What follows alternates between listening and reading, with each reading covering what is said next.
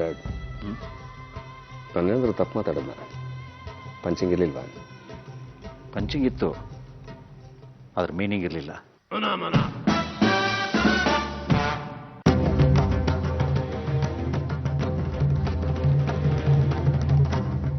ಆ ದೇವರು ದುರಾಸೆಗಳನ್ನ ಯಾವತ್ತೂ ಈಡೇರಿಸೋದಿಲ್ಲ. ಬೇಡ್ಕೊಳ್ಳೋರ್ ಮನಸ್ಸಿನಲ್ಲಿ ಏನಿರುತ್ತೆ ಅಂತ ಆ ದೇವ್ರಿಗೂ ಗೊತ್ತು. ನಾವಷ್ಟೇ ಅಲ್ಲ, ಆ ದೇವ್ರಿಗೂ ಕೂಡ ಇನ್ನು ನಾಶ ಆಗೋಗ್ಲಿ ಅನ್ನೋದೇ ಇರುತ್ತೆ. ದೇವ್ರ ಮನ್ಸಲ್ಲೂ ಹಾಗೆ ಇದ್ದಿದ್ರೆ ನಾನಿಷ್ಟೊತ್ತಿಗೆ ಬೀದಿಲಿರ್ಬೇಕಾಗಿತ್ತು.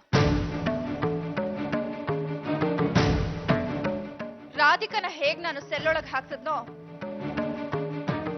ಹಾಗೆ ನಿಮ್ಮನ್ನು ಸೆಲ್ಲೊಳಗೆ ಹಾಕ್ಸೋ ದಿನ ತುಂಬಾ ದೂರ ಇಲ್ಲ.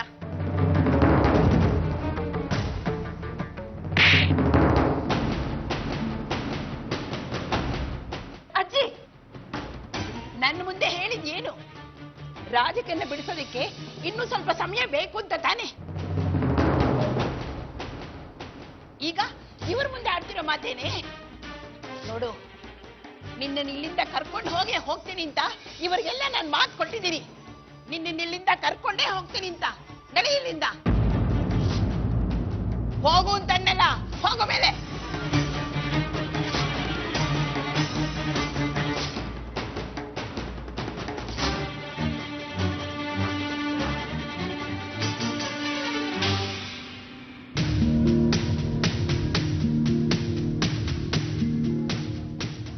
ನೀವೇನು ಚಿಂತೆ ಮಾಡಬೇಡಿ, ಅವಳು ಸ್ವಲ್ಪ ಹಠ. ಹೇಳೋ ರೀತಿನಲ್ಲಿ ಹೇಳಿ ಅವಳನ್ನು ಒಪ್ಪಿಸ್ತೀನಿ, ಆಯ್ತಾ?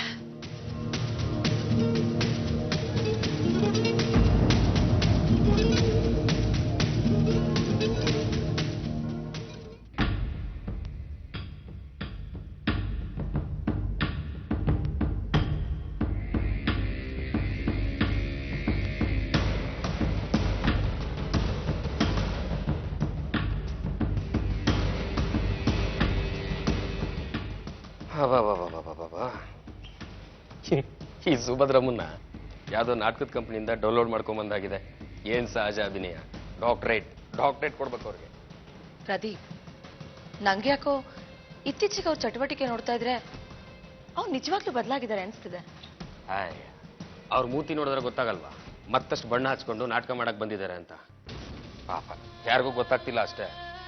ವಿಶಾಖಂಗ್ ಹೊಡೆದಿದ್ ನೋಡಿದ್ಯಾ ಹೀಗಂತೆ, ಅದಕ್ಕೆ ಅವ್ರ ರಿಯಾಕ್ಷನ್. ಪಾಪ ಈ ಶಾಸ್ತ್ರಿಗಳ ಪೂರ್ವಜರು ನಾಟಕದ ಕಂಪ್ನಿ ಇಟ್ಕೊಂಡಿದ್ರು ಅನ್ಸುತ್ತೆ, ಅದಕ್ಕೆ ಇಷ್ಟು ನ್ಯಾಚುರಲ್ ಆಗಿ ಆಕ್ಟ್ ಮಾಡೋದು.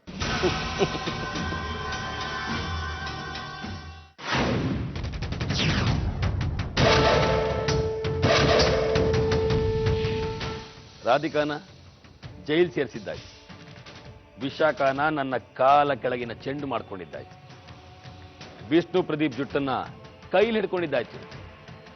ಇನ್ನೇನಿದೆ ಹೇಳಿ?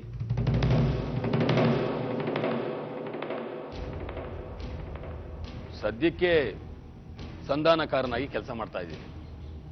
ಮುಂದೆ ನನ್ನ ನಿಜವಾದ ಆಟವನ್ನ ಆಡ್ತೀನಿ. ನಾನು ಸಾಕಿರೋದು ಸಿಂಹದಂತ ಮಗನ್ನ ಸಂಹಾರ ಮಾಡು ಅಂದ್ರೆ ಸಂಧಾನ ಮಾಡ್ತೀನಿ ಅಂತಿದ್ಯಲ್ಲ ಶಾಂತನು. ಅಮ್ಮ, ಬೇಸರ ಮಾಡ್ಕೋಬೇಡಿ. ನಾವು ಅನ್ಕೊಂಡ ಕೆಲಸಗಳೆಲ್ಲ ಯಾವುದೇ ವಿಘ್ನ ಇಲ್ಲದೆ ನಡೀತಾ ಇದೆಯಲ್ಲ. ಆ ಮನೆ ವಿನಾಶ ಮಾಡೋದಿಕ್ಕೆ ನೀನ್ ಇಷ್ಟು ಸಮಯ ತಗೋತ್ಯಾ ಅಂತ ನಾನು ಅನ್ಕೊಂಡೇ ಇರ್ಲಿಲ್ಲ. ಹೆಚ್ಚು ಸಮಯ ತಗೊಂಡ್ರು ಕೂಡ ನಾವು ಅನ್ಕೊಂಡಾಗೆ ಆಗ್ತಾ ಇದೆ. ಶಾಂತನು, ಧರ್ಮ ಅಧರ್ಮದ ಲೆಕ್ಕಾಚಾರ ಹಾಕಿ ಮಾಡೋದಿಕ್ಕೆ ಇದು ಮಹಾಭಾರತದ ಯುದ್ಧ ಅಲ್ಲ. ನ್ಯಾಯ ನಮ್ ಕಡೆ ಇದೆ, ಧರ್ಮ ನಮ್ ಕಡೆ ಇದೆ. ಇಲ್ಲಿ ಸಾವು ನೋವಾದ್ರೂ ತಪ್ಪಾಗೋದಿಲ್ಲ ಅಂತ ನಿನಗೂ ಗೊತ್ತಿದೆ. ಅದು ಧರ್ಮದ ವಿರೋಧನೂ ಆಗೋದಿಲ್ಲ.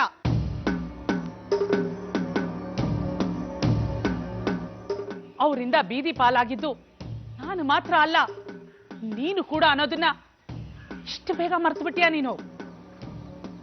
ಅಮ್ಮ, ಅದನ್ನ ಹೇಗಮ್ಮ ಮರೆಯೋದು? ಮರೆಯುವಂತ ವಿಷಯ ಅಲ್ಲ ಅದು. ಪ್ರತಿನಿತ್ಯ ನರಕ ಯಾತನೆ ಕೊಡುವಂತ ವಿಷಯ. ಅದಕ್ಕೆ ತಕ್ಕ ಪ್ರತೀಕಾರ ತೀರಿಸ್ಕೊಳ್ದೆ ನಾನು ಬಿಡೋದಿಲ್ಲ. ಅದೇ ಯಾವಾಗ ಶಾಂತನು ನಿನ್ನ ತಾಯಿ ಮುಖದಲ್ಲಿ ನಗು ನೋಡಿರೋ ನೆನಪು ನಿನಗಿದ್ಯಾ? ಯಾವತ್ತಾದ್ರೂ ನಾನು ನೆಮ್ಮದಿಯಿಂದ ಇರೋದನ್ನ ನೀನ್ ನೋಡಿದ್ಯಾ ಹೇಳು? ಎಲ್ಲದಕ್ಕೂ ಬಡ್ಡಿ ಸಮೇತ ಚುಕ್ತ ಮಾಡ್ಕೊಂಡೇ ಬರ್ತಾ ಇದ್ದೀನಮ್ಮ. ಈಗ ಅದು ಮನೆ ಅಲ್ಲ, ಸ್ಮಶಾನ. ಸ್ಮಶಾನದ ನೆನಪು ತರಬೇಕು, ಹಾಗೆ ಮಾಡಿದ್ದೀನಿ. ಕೇವಲ ನೆನಪಲ್ಲ, ಅದು ಸ್ಮಶಾನ ಆಗಬೇಕು. ನನ್ನ ನಿನ್ನ ಅರ್ಧ ಜೀವನ ನೋವಲ್ಲೇ ಕಳೆದಿರೋದಕ್ಕೆ ಪ್ರತೀಕಾರವಾಗಿ ಆ ಮನೆಯಲ್ಲಿ ಸಾವಿನ ಸೂತ್ಕಾನ ನಾನು ನೋಡಬೇಕು. ನಾನಿಲ್ಲಿ ಕಾಲಿಟ್ಟ ಗಳಿಗೆಯಿಂದ ನನ್ನ ಕೈಯಲ್ಲೇ ಮರಣ ಅನ್ನೋದು ಅವ್ರ ಹಣೆಯಲ್ಲಿ ಬರದಾಗಿದೆ. ನಾನು ಅದನ್ನ ಜಾರಿಗೆ ತರಬೇಕು ಅಷ್ಟೇ. ಸಾವು ಅನ್ನೋದು ಕೊನೆ ಆಯ್ಕೆ ಶಾಂತನು. ಮನುಷ್ಯ ಸಾವಿನ ನಂತರ ಅನುಭವಿಸೋದಿಕ್ಕೆ ಏನೂ ಇರೋದಿಲ್ಲ. ಅವರು ಬದುಕಿರುವಾಗ್ಲೇ ನರಕ ಯಾತನೆ ಅನುಭವಿಸೋ ಹಾಗೆ ನಾವು ಅವ್ರಿಗೆ ಮಾಡ್ಬೇಕಲ್ವಾ? ಅಮ್ಮ, ಈಗ ನಾವು ತೋರಿಸ್ತಿರೋ ನರಕಕ್ಕಿಂತ ಇನ್ನೊಂದು ನರಕ ಇದೆಯಾ ಹೇಳಿ?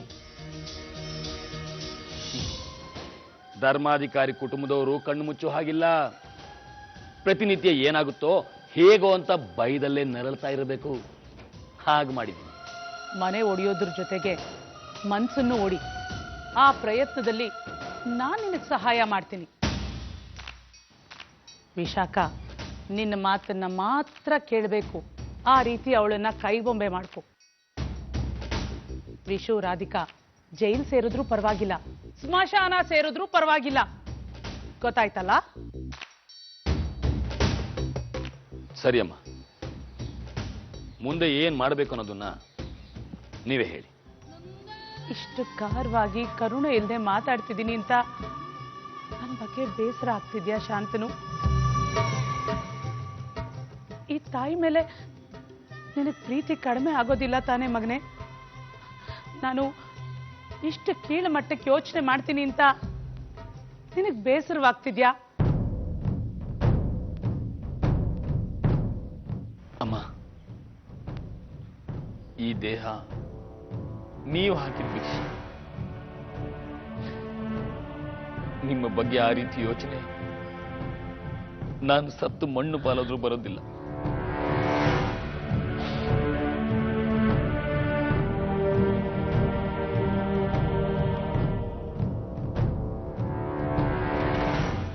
ಕೆಲವು ಅನುಭವಿಸಲಾಗದ ನೋವಿಗೆ ಸಾವು ಅನ್ನೋದು ಉತ್ತರ ಕೊಡುತ್ತೆ ಅನ್ನೋದನ್ನ ನಾವು ಅವ್ರಿಗೆ ತೋರಿಸೋಣ. ಈ ಧರ್ಮಯುದ್ಧದಲ್ಲಿ ಜಯ ನಮಗೇ ಸಿಗಬೇಕು. ನಾನೆಲ್ಲದಕ್ಕೂ ಸಿದ್ಧನಾಗಿದ್ದೀನಿ.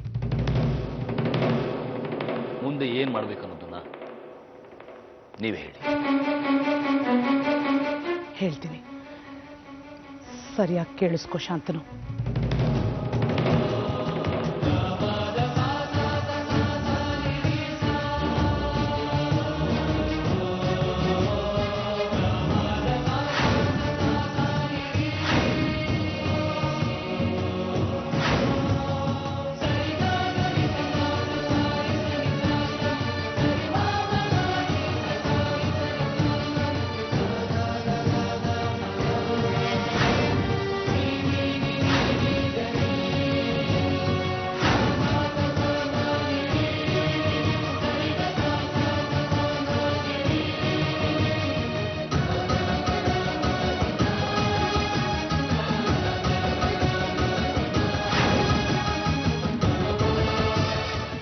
ನಾನು ಹೇಳಿದ್ದು ಅರ್ಥ ಆಯ್ತು ತಾನೆ? ಅರ್ಥ ಆಯ್ತು ಅಮ್ಮ. ಇನ್ನು ಮುಂದೆ ನೀವು ಹೇಳಿದ ಹಾಗೆ ಧರ್ಮಾಧಿಕಾರಿ ಕುಟುಂಬದ ಉತ್ತರ ಕ್ರಿಯೆಗಳು ನೆರವೇರುತ್ತೆ. ನಾನು ಬರ್ತೀನಿ.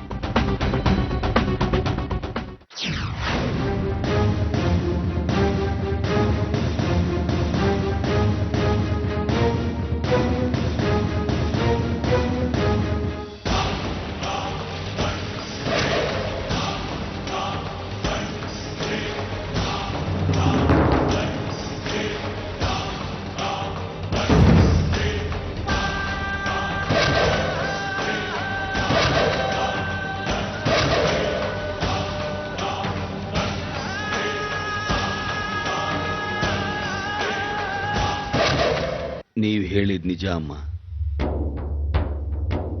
ನಾನು ನೀವು ಅನುಭವಿಸಿದ ನರಕ ಯಾತನೆಗೆ ಅವ್ರು ಅನುಭವಿಸ್ತಾ ಇರೋದು ತುಂಬಾ ಕಡಿಮೆ ಅನ್ನಿಸ್ತಾ ಇದೆ. ಇನ್ನಷ್ಟು ನೋವಿನ ಸರಮಾಲೆಗಳನ್ನು ತಗೊಂಡು ಹೋಗಿ ಅವರ ಮನೆಯ ಮುಂಭಾಗದಲ್ಲೇ ಸುರಿತೀನಿ ಬಿಡಿ. ಧರ್ಮಾಧಿಕಾರಿ ಸಂಸ್ಥಾನದ ಎಲ್ಲ ಕೆಲಸ ಕಾರ್ಯಗಳನ್ನು ಬಿಟ್ಟು ಕಣ್ಣೀರು ಹಾಕೊಂಡು ಕೂತ್ಕೊಳ್ಳೋ ದೃಶ್ಯ ನನ್ನ ಕಣ್ಮುಂದೆ ಬರ್ತಾ ಇದೆ. ನೀವೇನು ಚಿಂತೆ ಮಾಡಬೇಡಿ. ವಿಶು ಈಗಾಗಲೇ ನನ್ನ ದಾಳವಾಗಿದ್ದಾನೆ. ಇನ್ನು ವಿಶಾಖ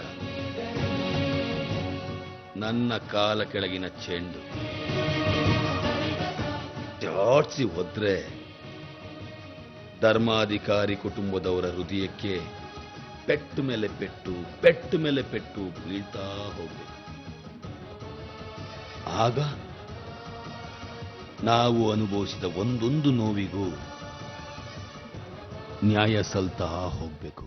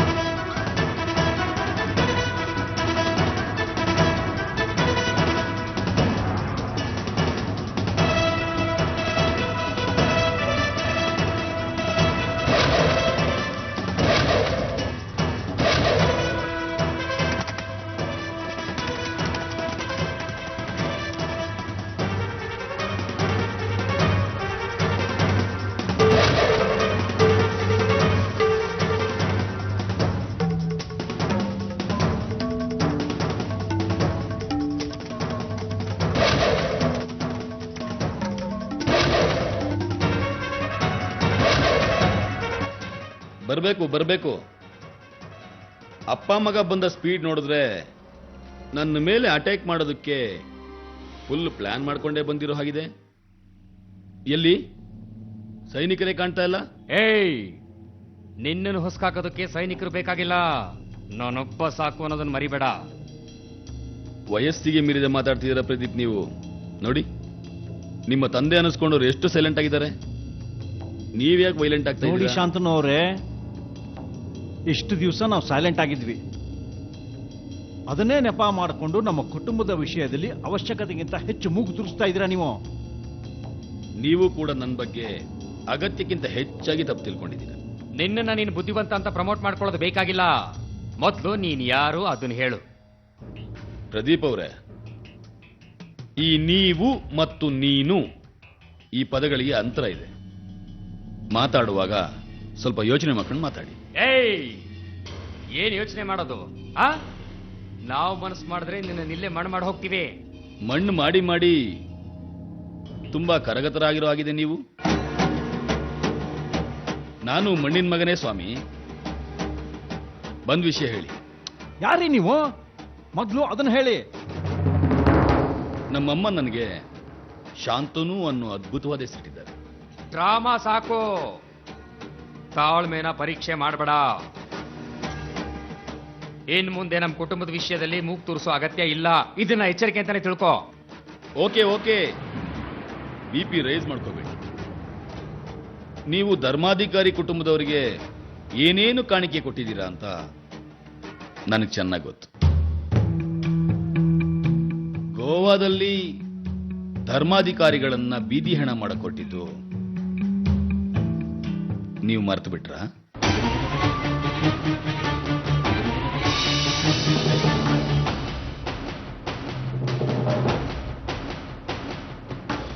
ಸತ್ಯ ವಿಷಯ ಗೊತ್ತಾದ್ರೆ ನಿಮ್ಮ ಬೃಹನ್ನಾಟಕದ ಪರದೆ ಕಳಚಿ ಬೀಳುತ್ತೆ ಅನ್ನೋದು ನಿಮಗೆ ನೆನಪಿಲ್ವಾ? ಪ್ರದೀಪ್, ನೀವು ಜಾಸ್ತಿ ಮಾತಾಡಿದ್ರೆ ನಿಮ್ಮ ಬಾಯಿ ಮುಚ್ಚೋದು ಹೇಗೆ ಅನ್ನೋದು ನನಗೆ ಗೊತ್ತಿದೆ. ನೋಡಿ, ಅದೆಲ್ಲ ಮುಗಿದೋದ್ ಕತೆ. ಅದನ್ನೇ ನೆಪ ಇಟ್ಕೊಂಡು ನಮ್ಮನ್ನ ಆಟ ಆಡ್ಸೋದಕ್ಕಾಗಲ್ಲ ನೀವು ಸಾಕ್ಷಿನ ಎಷ್ಟು ಬೇಗ ಒಟ್ಟು ಮಾಡ್ತೀರೋ ಅದಕ್ಕಿಂತ ಕಡಿಮೆ ಸಮಯದಲ್ಲಿ ನಾವು ಅದನ್ನ ಸುಟ್ಟಾಕ್ತೇವೆ, ನೆನಪಿರ್ಲಿ. ಅಂದ್ರೆ ಗಟ್ಟಿ ನಿರ್ಧಾರ ಮಾಡ್ಕೊಂಡೇ ಬಂದಿದ್ದೀರಾ ಅಂತ ಆಯ್ತು. ನೋಡಿ, ವಿಶು ನನ್ನ ಸ್ನೇಹಿತ, ಅದಕ್ಕೋಸ್ಕರ ನಿಮ್ಮ ಕುಟುಂಬದಲ್ಲಿ ತಲೆ ಹಾಕ್ತಾ ಇದ್ದೀನಿ ಅಷ್ಟೇ. ಇದನ್ನ ನಂಬಲ್ಲ. ನಂಬಿಸೋ ಅಗತ್ಯ ಕೂಡ ನನಗಿಲ್ಲ. ಇನ್ನೊಂದು ವಿಷಯ, ರಾಧಿಕಾಗ್ ಹೇಗೋ ಮಗು ಆಗುತ್ತೆ, ಇನ್ ಸ್ವಲ್ಪ ದಿನಗಳಲ್ಲಿ ವಿಶಾಖಾಗೂ ಮಗು ಆಗಬಹುದು. ಅದು ವಿಶುವಿಂದಾನೆ.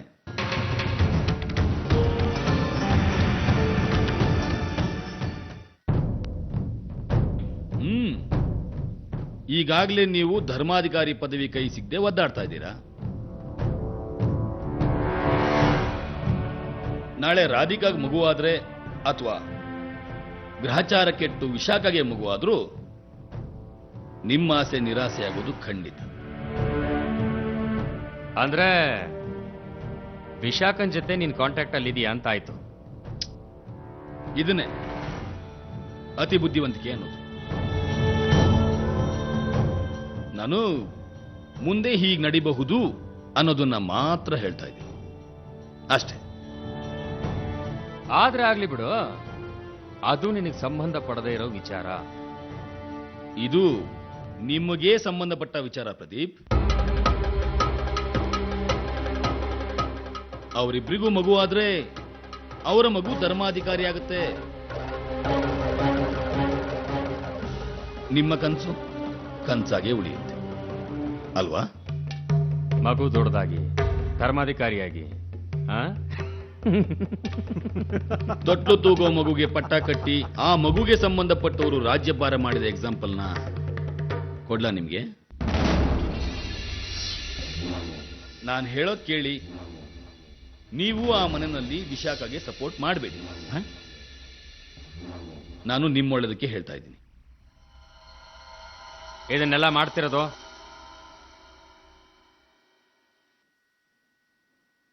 ನನ್ನ ಬ್ರದರ್ ವಿಶುಗಾಗಿ, ಒಬ್ಬ ಸ್ನೇಹಿತನಾಗಿ ಅವನಿಗೆ ಸಪೋರ್ಟ್ ಮಾಡ್ತಾ ಇದ್ದೀನಿ. ಉಳಿದ ವಿಚಾರಗಳನ್ನ ಮತ್ತೆ ಮಾತಾಡೋಣ. ಬಾಯ್.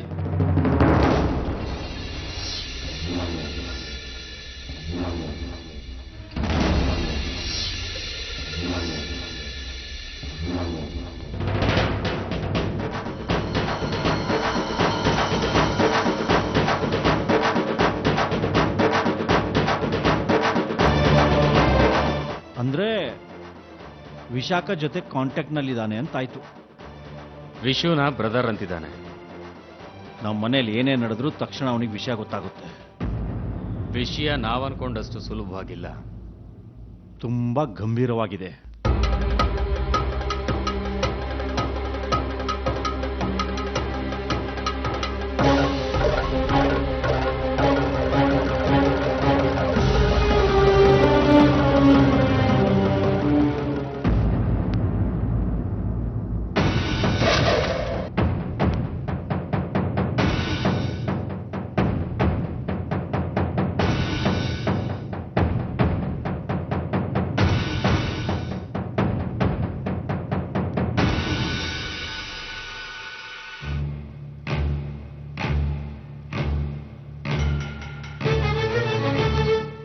ಮದುವೆ, ಗಂಡ, ಮನೆ, ಮಕ್ಕಳು ಅಂತ ಎಲ್ಲ ಸುಖನೂ ಅನುಭವಿಸ್ಬೇಕಾದ ನೀನು ಇಲ್ಲಿಗೆ ಬಂದು 1, 2 ಅಂತ ಮಗ್ಗಿ ಎಣಿಸ್ತಾ ಇದೆಯಲ್ಲಮ್ಮ.